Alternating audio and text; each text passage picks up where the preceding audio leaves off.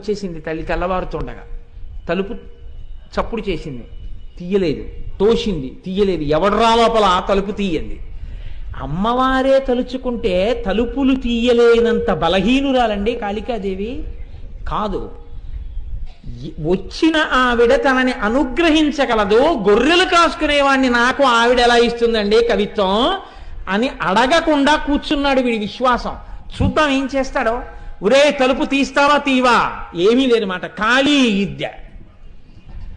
తలుపు తీస్తావా తీవా ఈవిడ విద్య కావాలని ఆయన.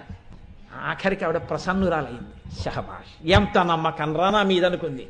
ఆ నాలుక తలుపు సందులోంచి బయట పెట్టింది. ఇప్పుడు తలుపు కొద్దిగా తీసి విద్య ఇస్తే కానీ తలుపు తీయడనమాట.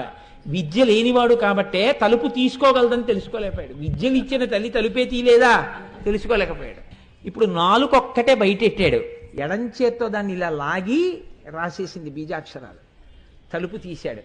మాణిక్య వీణాం ఉపలాలయంతీం మదాలసాం మంజులవగ్విలాసాం మహేంద్ర నీలజ్యుతి కోమలాంగీం మాతంగ కన్యాం మనసా స్మరామి చతుర్భుజే చంద్ర కళావతంసే కుచోన్నతే కుంకుమ రాగశోణే పుండ్రేక్షు పాశాంకుశ పుష్పబాణ హస్తే నమస్తే జగదేకమాతః.